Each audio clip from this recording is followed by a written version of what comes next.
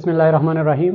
मेरा नाम जवार है और आप देख रहे हैं जा मेडटाक। और डियर स्टूडेंट, जा मेडटाक में आज हम सुप्रा प्लूरल मेम्ब्रेन पर डिस्कशन करेंगे। डियर स्टूडेंट, हम इसके एनाटमी पर डिस्कशन करेंगे, इसके अटैचमेंट पर डिस्कशन करेंगे, इसके फंक्शन पर डिस्कशन करेंगे और लास्ट में इसके कुछ क्लिनिकल इसके साथ कुछ क्लिनिकल रिलेटेड प्रॉब्लम होते हैं उस पर भी हम डिस्कशन करेंगे। और डियर स्टूडेंट, आपने घबराना नहीं। ये सबसे पहले आपको मैं बोर्ड के थ्रू एक्सप्लेन करूंगा और इसके बाद मॉडल के थ्रू भी आपको एक्सप्लेन करूंगा, तो ये पूरा आपको समझ आएगा। अब डियर स्टूडेंट यहाँ पे देखें, अब डियर स्टूडेंट हम इसको एक्सप्लेन करेंगे, मगर इस पर डिस्कशन करने से पहले आपने इसी डायग्राम पर नजर डालना है। यहाँ पे देखिए, ये जो डायग्राम है ना, सिंपल सा ट्रंक मैंने बनाया है। ये क्या है, यहां से यहां तक ये क्या है, ट्रंक है। और ये जो ट्रंक है ना, ये क्या है, इसका एब्डामिन है, ये चेस्ट है और ये वाला क्या है, नेक है। तो यहाँ पे मैंने ये क्या बनाया है, ये है जनाब हमारा एब्डामिन है, ठीक है। और ये क्या है, हमारा चेस्ट है। चेस्ट के अलावा आप टोरेक्स वगैरह भी कह सकते। अब ये जो एब्डामिन है और ये जो चेस्ट है, इसके बीच में एक मेम्ब्रेन होता है और इस मेम्ब्रेन को हम क्या कहते हैं, डायफ्राम हम कहते हैं। क्या कहते हैं, डायफ्राम हम कहते हैं। और इस चेस्ट कैविटी को और एब्डामिन कैविटी को एक दूसरे से सेपरेट करता है। अब यहाँ पे देखिए, इस चेस्ट के ऊपर ये जो हिस्सा है, ये क्या है जनाब, ये है हमारा नेक है। मगर ये जो नेक है, ये चेस्ट कैविटी के साथ कनेक्टेड होता है, कम्युनिकेटेड होता है। मगर यहाँ पे देखिए, इसके जो साइड्स होते हैं, ये जो साइड्स होते हैं ना, ये सिर्फ और सिर्फ सेंटर पे, दरमियान पे ये कम्युनिकेटेड होता है। और साइड से ये जो एक मेम्ब्रेन आपको दिखाई दे रहा है, इसी मेम्ब्रेन को हम क्या कहते हैं, सुप्राप्लूरल मेम्ब्रेन कहते हैं। या इसके अलावा दूसरा नाम भी हम देते हैं, जैसे हम क्या कहते हैं, सेप्सान पिशिया हम कहते हैं। क्या कहते हैं, सेप्सान पिशिया हम कहते हैं। यहाँ पे देखिए, ये नाम इसे हम क्यों देते हैं, ये मैंने क्या बताया आपको कि ये चेस्ट कैविटी है। चेस्ट कैविटी में क्या होते हैं, लंग्स होते हैं। यहाँ पे देखिए, ये क्या होते हैं, लंग्स होते हैं, ठीक है। टू लंग्स होते, एक राइट लंग होता है और दूसरा लेफ्ट लंग होता है। और ये जो लंग्स होते हैं ना, एक खास किस्म के मेम्ब्रेन ने कवर किए होते हैं और उस मेम्ब्रेन को जनाब हम क्या कहते हैं, प्लूरा हम कहते हैं। क्या कहते हैं, प्लूरा हम कहते हैं। और इस प्लूरा के ऊपर सुपीरियर एस्पेक्ट पे नेक रीजन में एक मेम्ब्रेन होता है और इसी मेम्ब्रेन को हम क्या कहते हैं, सुपीरियर प्लूरल मेम्ब्रेन हम कहते हैं। यानी वो मेम्ब्रेन जो प्लूरा के सुपीरियर एस्पेक्ट को, मैंने क्या बताया, ये होगा जनाब आपका लंग्स।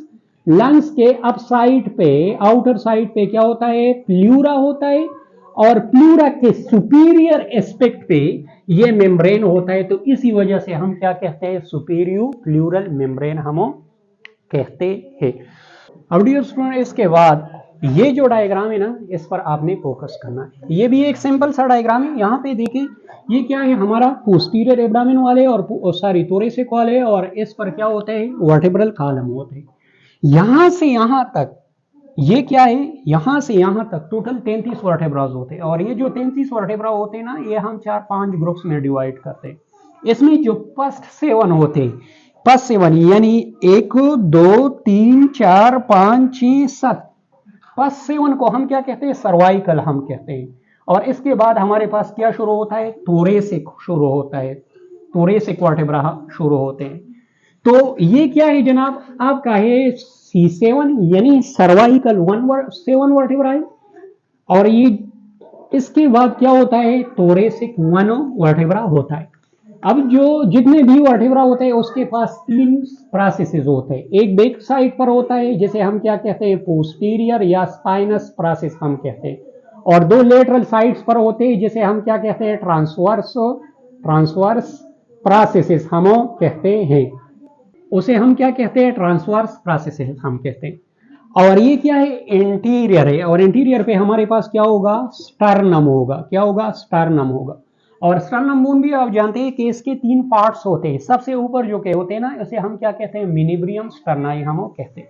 अब यहाँ पे देखिए, मिनिब्रियम स्टर्नाई के दोनों साइड पे क्या अटैच होते हैं, फर्स्ट कास्टल कार्टिलेज अटैच होता है। और इस पस्कास्टल कार्टिलेज के साथ आपका जनाब अटैच होता है पस्ट रिब अटैच होता है। क्या अटैच होता है? पस्ट रिब अटैच होता है। और ये जो फर्स्ट रिब होता है ना, बैक साइड से हमारा जो thoracic वन होता है, इसका जो ट्रांसवर्स प्रोसेस होता है उसके साथ अटैच होता है।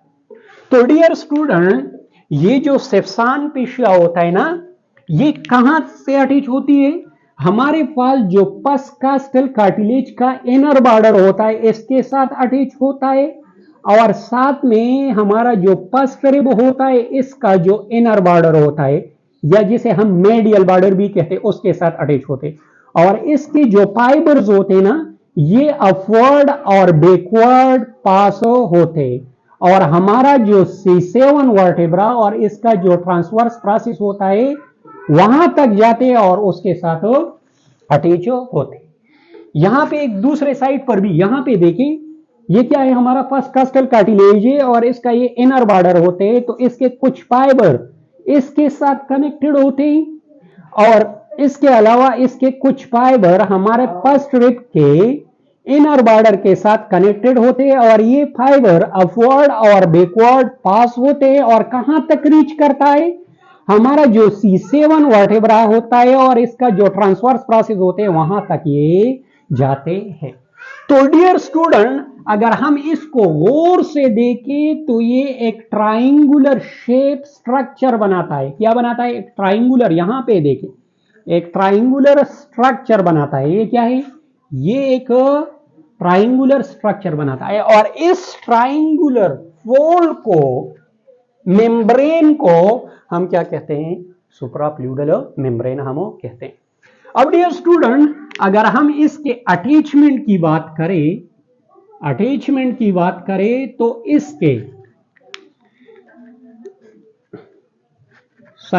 अगर हम इसके शेप की बात करें, तो डियर स्टूडेंट, ये हमारे पास कैसे हो? मैंने क्या बताया कि ट्राइंगुलर होते हैं। क्या होता है? ट्राइंगुलर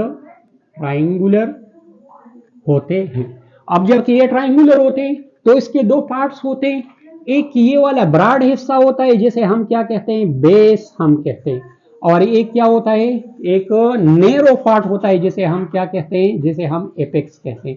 तो डियर स्टूडेंट, आपने ये याद रखना है कि इसका जो बेस होता है ये कहां पे अटैच होता है? ये हमारे पास जो पस्कास्टल कार्टिलेज का इनर बॉर्डर, और इसके अलावा हमारे पास inner border of first rib, इसके साथ इसका बेस अटैच होता है। इसके अलावा अगर हम इसके एपिक्स की बात करें तो हमारे पास जो C7 वर्टेब्रा होता है और इसका जो ट्रांसवर्स प्रोसेस होता है, क्या होता है? ट्रांसवर्स प्रोसेस होता है, इसके साथ ये अटैच होता है। तो डियर स्टूडेंट, ये था इसका अटैचमेंट, ये था इसका शेप, और इसके अलावा ये था इसका डिस्क्रिप्शन। अब डियर स्टूडेंट, इसके बाद इसको हम मॉडल के थ्रू भी एक्सप्लेन करेंगे। अब हमारा जो thoracic कैविटी है, इसके सुपीरियर पे क्या होता है? नेक होता है, और इंफीरियर पे एब्डोमेन होता है। सुपीरियर पे नेक से किस चीज सेपरेट करता है? यहाँ पे एक मेम्ब्रेन लगा होता है। क्या लगा होता है? एक मेम्ब्रेन। फॉर एग्जांपल ये मैं दिखा दूं, ये क्या है? एक मेम्ब्रेन लगा होता है। राइट साइड्स पर, लेफ्ट साइड्स पर भी लगा होता है और राइट साइड्स पर भी लगा होता है। और इस मेम्ब्रेन को हम क्या कहते हैं? सेप्सान पेशिया हम कहते हैं। ये जो सेप्सान पेशिया है उसके अलावा हम सुप्राप्लूरल मेम्ब्रेन भी कहते हैं। सुप्राप्लूरल मेम्ब्रेन के अलावा आप इसे, दरअसल में ये हमारा जो स्क्लीनस मिनिमस मसल्स है, ये वाले मसल्स होते हैं। ये जो मसल्स होते हैं ना, ये क्या करता है? हमारा नेक को हमारे thoracic कैविटी से सेपरेट करता है। और ये जो मसल्स होते हैं ना, ये ट्राइंगल होते हैं। इसका एक एपेक्स होता है और दूसरा क्या होता है? बेस होता है। एपेक्स हमारा जो 7 सर्वाइकल वर्टेब्रा है उसके ट्रांसवर्स प्रोसेस के साथ अटैच होता है, और जो बेस होता है ना, हमारा जो फर्स्ट रिब है उसके साथ कनेक्टेड होता है। बहरहाल इस दोनों को हम क्या कहते हैं? दोनों को हम सेप्सान पेशिया हम कहते हैं, या सुप्राप्लूरल मेम्ब्रेन भी कह सकते हैं। और दरअसल में ये स्क्लीनस मेनस मसल्स होते हैं। इंफीरियर साइड पे क्या लगा? अब डियर स्टूडेंट, अगर हम इसकी फंक्शन की बात करें तो यहाँ पे देखिए ये मैंने क्या बताया कि हमारे पास लंग्स है, लंग्स के ऊपर क्या होता है, सुप्राप्लूरल मेम्ब्रेन होता है, और इसके ऊपर क्या होता है, ये लेयर होता है। तो बस सिंपल सा इसका जो फंक्शन है आपने याद रखना है कि ये क्या करता है, प्रोटेक्शन प्रोवाइड करता है हमारे लंग्स को। इसके अलावा दूसरा इसके अलावा ये क्या करता है, हमारे नेक को, हमारा जो थोरेसिक है उससे क्या करता है, सेपरेट करता है। डियर स्टूडेंट, अब इसका जो क्लिनिकल एस्पेक्ट होता है उस पर हम बात करेंगे। यहां पे देखिए बहुत इंपॉर्टेंट है, इसी डायग्राम में ये क्या है, हमारे पास लंग्स है, लंग्स का यह ब्रॉड हिस्सा ये बेस होता है और ये क्या होता है, एपेक्स होता है। तो बाज़ औकात यहाँ पे इस लंग्स के एपेक्स में ट्यूमर बन जाती है, जिसे हम क्या कहते हैं, एपिकल ट्यूमर कहते हैं या एपिकल कैंसर हम कहते हैं। अब यहाँ पे देखिए ये जो एपेक्स होता है इसको सुपीरियर एस्पेक्ट से किस चीज ने कवर किया होता है, प्लूरा ने कवर किया होता है, और प्लूरा के ऊपर क्या होता है, ये सेप्सान फिशिया होता है। अब डियर स्टूडेंट, बाज़ औकात ऐसा भी होता है कि ये जो एपिकल ट्यूमर होता है, एपिकल कैंसर होता है ना, ये आगे बढ़ जाता है और साथ में जो प्लूरल मेम्ब्रेन होता है उस पर अटैक करते हैं, और इसके बाद ये क्या करता है, ये जो सेप्सान फिशिया होता है या जो सुपीरियर प्लूरल मेम्ब्रेन होता है उसको भी साथ में घेर लेता है। फिर इसी कंडीशन में उसे हम क्या कहते हैं,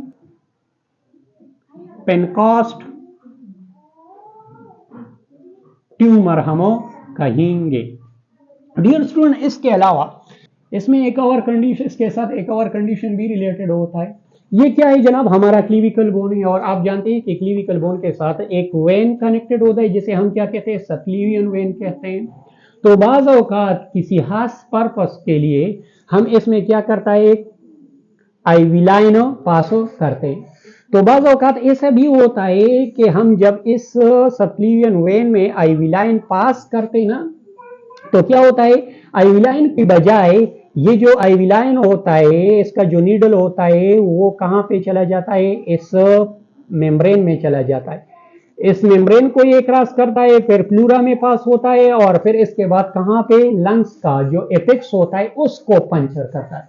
जब इसको पंचर करता है तो यहाँ पे जो एयर होती है वो यहाँ से निकल कर इस प्लूरल स्पेस में इकट्ठी हो जाती है। फिर इसी कंडीशन को हम क्या कहेंगे, न्यूमोथोरेक्स हम कहेंगे।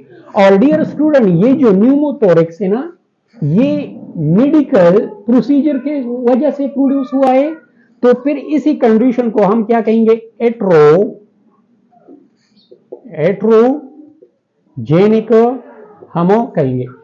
एट्रोजेनिक का मतलब क्या होता है, वो प्रॉब्लम, वो मसले या वो कंडीशन जो मेडिकल प्रोसीजर की वजह से या डॉक्टर की गलती की वजह से प्रोड्यूस होते, तो उसे हम क्या कहेंगे, एट्रोजेनिक हम कहेंगे।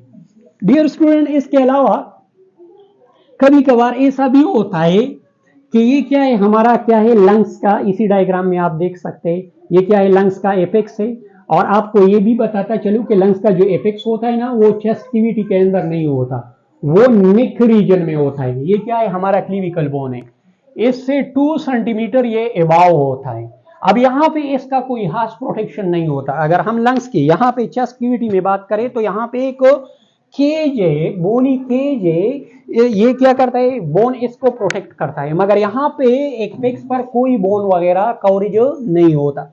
अब क्या है जनाब कि कभी कभार किसी शार्प चीज की वजह से, अगर कोई शार्प चीज यहाँ पे चला जाए, फॉर एग्जांपल छुरी वगैरह या इसके अलावा बुलेट वगैरह, तो ये कहाँ पे आएगा, स्किन को डैमेज करेगा। स्किन के बाद क्या होता है, आपका कुछ मसल या स्किन के बाद क्या होता है जनाब, आपका ये मेम्ब्रेन होता है, मेम्ब्रेन के बाद प्लूरा होता है, और प्लूरा के बाद क्या होता है, लंग्स का एपेक्स होता है। तो यहाँ पे अगर ये स्टेब होता है, किसी शार्प चीज की वजह से इसमें छेद होता है, तो यहाँ पे फिर क्या होगा, ब्लड होगा। वो ब्लड कहाँ पे आएगा, ब्लड आपका जो प्लूरल स्पेस है वहां पे आएगा। और सिर्फ ब्लड नहीं, साथ में लंग से एयर भी आएगा। तो फिर जब आपके प्लूरल स्पेस में एयर और ब्लड एक्युमुलेट होते हैं, तो फिर उसे हम क्या कहेंगे, उसे हम न्यूमोथोरेक्स हम कहेंगे। और डियर स्टूडेंट, बाज़ औक़ात ऐसा भी होता है किसी वजह से ये जो मेम्ब्रेन होता है ना, ये जो सिफसान पिशिया होता है, ये थिक हो जाता है। और जब ये थिक हो जाता है तो यहाँ पे क्या पास होता है, आपका सबक्लीवियन वेन पास होता है, सबक्लीवियन आर्टरी पास होता है, और यहाँ पे आपका ब्रेकियल प्लेक्सिस होता है। उसके कुछ खास नाव सप्रेस हो जाते हैं। जब वो सप्रेस हो जाते हैं तो आपके जो हाथ होते हैं ना, उसमें पेन होता है और वो क्या होता है, नम होता है। फिर इसी कंडीशन को हम क्या कहेंगे, थोरेसिक आउटलेट सिंड्रोम हम कहेंगे। यार आज लेक्चर का मजा नहीं आया जो, तो चलो मिलेंगे नेक्स्ट लेक्चर में। अगर इसमें कोई मसला हो तो आप कमेंट सेक्शन में हमें बता सकते हैं।